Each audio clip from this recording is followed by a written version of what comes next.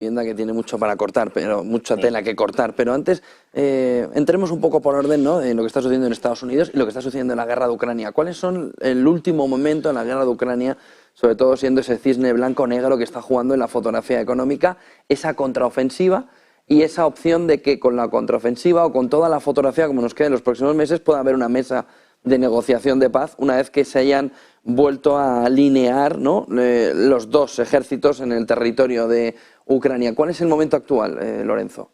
Ha habido muchas novedades este fin de semana, te lo planteaba, ¿no? Cuando el fin de semana te mandaba algunas ideas para poder hablar hoy esta mañana, realmente ha habido muchos acontecimientos. Todavía cuando te planteaba los temas a tratar esta mañana no sabía que había intervenido Zelensky. Zelensky ha anunciado una contraofensiva ya en mayo o en junio, dice él, y este anuncio a muchos no entienden realmente. Dicen, bueno, si vas a hacer una contraofensiva no lo anuncies, ¿no? Se trata de que pues tú vayas a hacer tus operaciones militares y evidentemente, igual que los anuncios en medios occidentales, pues también lo van a conocer los rusos. Pero todo esto viene por unas informaciones que han aparecido en prensa ucraniana que rebajan las expectativas de esa contraofensiva, citando además al Washington Post, que ha hablado con el ministro de Defensa del país, con Alexei Reznikov, el nuevo ministro de Defensa. Recordemos que el anterior lo tuvieron que echar por meter la mano en la caja y por inflar los precios, entre otras cosas, de los alimentos de las tropas que estaban en el frente. Y este tipo indica textualmente que las expectativas de la operación de contraofensiva ucraniana están sobrevaloradas en el mundo.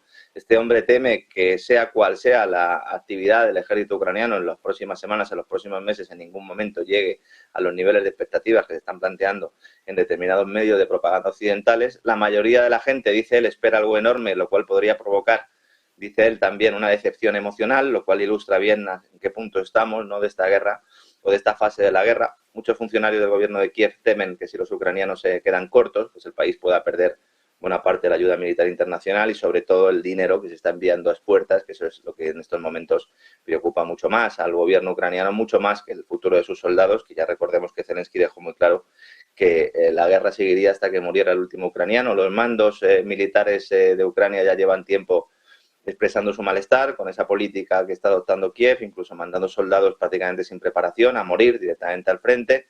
Y aquí pues hay unas nuevas presiones para entablar conversaciones con Moscú en una mesa de negociaciones, como bien comentabas antes, conversaciones que implicarían casi con toda seguridad ceder las exigencias rusas de una cesión negociada de territorio que hasta ahora pues el régimen de Zelensky había calificado de inaceptable. Mientras todo esto sucede, el ejército ruso empieza a usar misiles hipersónicos, las famosas dagas, que son como los llaman ellos, estos misiles. Son unos misiles que están incluso por encima de la capacidad que pueda tener Estados Unidos. La Casa Blanca ha manifestado en más de una ocasión que está preocupado por el posible uso de estos misiles, ya no en Ucrania, sino en otros territorios o de países que sí sean de la OTAN. Rusia muestra así fuerza, muestra capacidad a las vísperas de esa celebración de la fecha tan importante para el Kremlin. Mañana es el Día de la Victoria. Mañana, 9 de mayo, conmemora la victoria de la Unión Soviética sobre la Alemania nazi en 1945. En esa Segunda Guerra Mundial, que los rusos llaman Gran Guerra Patriótica. Ellos no le llaman Segunda Guerra Mundial y así lo han llamado siempre los rusos. A esto se suma la polémica con el grupo Wagner, que son los contratistas fundamentales que está utilizando Rusia.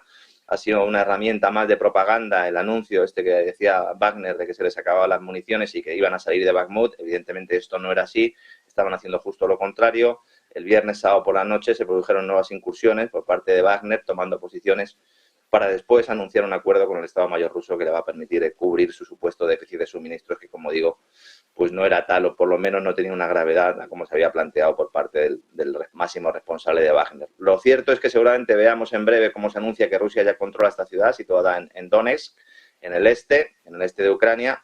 Algunos dirían que en el oeste de Rusia, ¿no? Que en estos momentos pues está recibiendo la que puede ser una de sus últimas ofensivas rusas. Según estamos hablando tú y yo, José Antonio, se están aumentando los bombardeos. Es muy posible que estemos viviendo el final de esta fase de la guerra para entrar en otra etapa con negociaciones de las que ya se habla abiertamente, no solo en China, que es quien lleva meses planteando la mesa de acuerdos, sino incluso de Estados Unidos. Ayer por la noche también Henry Kissinger apuntaba en la televisión norteamericana que el fin del enfrentamiento bélico se producirá en los próximos meses. Una entrevista en la cadena CBS, la CBS, en la que planteó que ahora que China ha entrado en la negociación llegará a un punto crítico. Él dice que no va a acabar el año sin que se produzca ese acuerdo, lo cual pues también va un poco en la línea de lo que avanzaba en los últimos días Marugán, aquí en Negocios TV, que apuntaba a octubre, ¿no?, como el mes clave para que Estados Unidos admita que va a negociar con Rusia.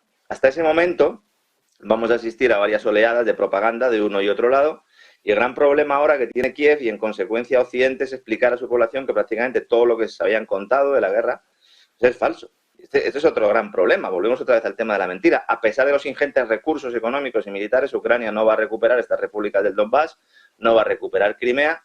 Esto lo sabe Estados Unidos. Ya ha hablado Rusia y Estados Unidos de esto. Es una de las líneas rojas que puso Rusia. La línea roja que puso Estados Unidos es el armamento nuclear. Aunque pensemos que Estados Unidos y Rusia no negocian, negocian. A lo mejor no hablando los presidentes, pero sí hay otras vías para establecer ciertas conversaciones.